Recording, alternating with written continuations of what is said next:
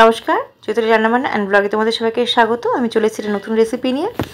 দেখতেই পাচ্ছ, এটা হচ্ছে তোপসে মাছ। আজকে আমি তোপসে মাছের ফ্রাই করে দেখাবো। আমি দিয়ে দিলাম একটু আদা বাটা।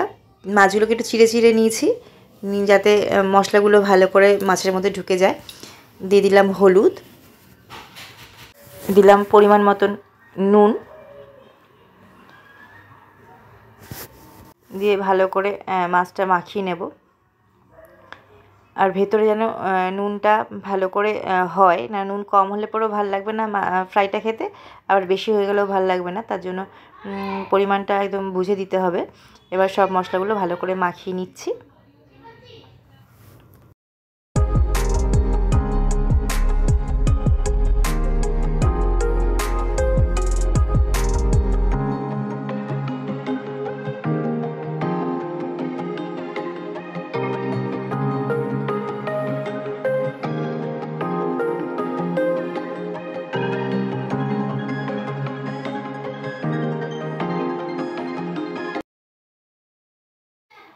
সব ভালোভাবে মিশিয়ে নিয়েছি। এবার দিয়ে দিলাম লঙ্কা বাটা, খুব দিলাম যাতে মাছের ভেতরে লঙ্কাটা ঢোকে, ঝালটা ঢোকে। এই জন্য দিয়ে দিলাম লঙ্কা বাটা, যাতে সব মশলাগুলো মাছের মধ্যে ভালোভাবে ঢুকে যায়। সেভাবেই আমি ওর জন্য কিছুক্ষণ ম্যারিনেট করে রেখে দিতে হবে। এবার আমি দিয়ে দেবো অল্প পরিমাণে রসুন বাটা, আর দিয়ে দেবো অল্প পরিমাণে পেঁয়াজ বাটা। দুটো একটুখানি ঘষুনিতে ঘষে নিয়েছি, অল্প করে ঘষে দিয়ে দিয়েছি। ভালো করে মিশিয়ে নিতে হবে মাছের মধ্যে, যাতে রসটা ভালোভাবে যায়। ওই জন্য একটু সময় ম্যারিনেট করে রেখে দিতে হবে।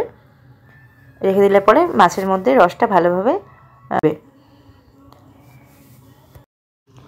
মশলাটা ভালো করে মেশানো হয়ে গেছে।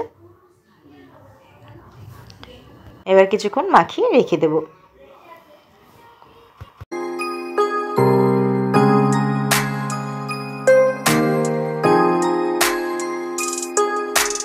এবার দিয়ে দিলাম একটুখানি পাতিলেবুর রস।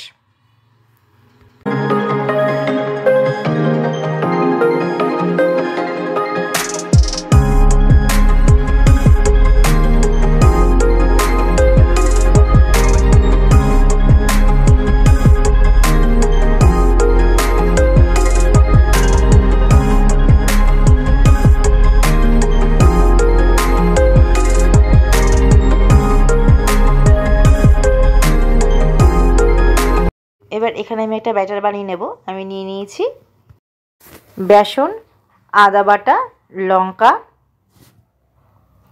আর দিয়ে দেব পরিমাণ মতো নুন,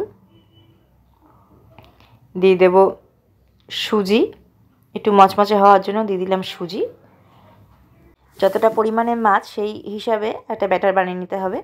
আমার এখানে যেহেতু মাছটা কম, তাই আমি ব্যাটারটা কম পরিমাণেই বানিয়ে নেব। আর খুব বেশি ঘন হবে না, একটু পাতলাই হবে। আবার একদম পাতলা হবে না, যাতে মাছ না তোলা যায়, সেরকমভাবে না, মোটামুটি একটা ব্যাটার বানিয়ে নিতে হবে। এর মধ্যে দিয়ে দিচ্ছি একটু কালো জিরা। দিয়ে ব্যাটারটা আমার গোলা হয়ে গেছে। এবার এই মাছগুলো একটা করে ব্যাটারের মধ্যে দিয়ে দেবো। কড়াইয়ে বসিয়ে নিয়েছি, দিয়ে দিলাম সর্ষের তেল। আমি মাছটা সর্ষের তেলেই ভাজবো। সর্ষের তেলে ভাজলে পরে একটা আলাদা টেস্ট হয়। দিয়ে দিলাম পরিমাণ মতন সর্ষের তেল।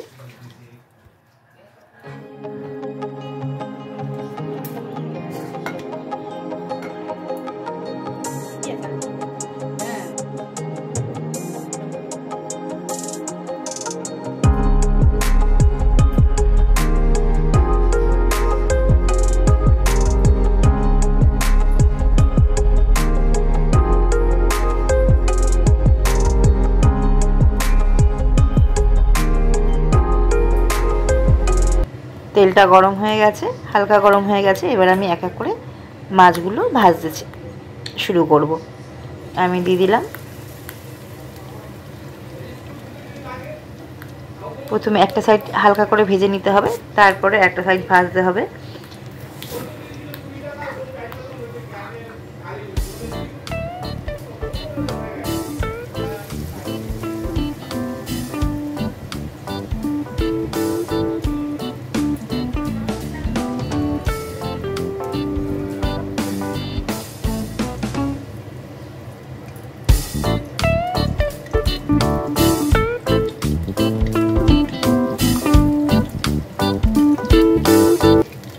মাছগুলো একটু লাল করে ভেজে নিতে হবে। একটা পিঠ ভাজা হয়ে গেছে, আমি আবার উল্টে দিচ্ছি।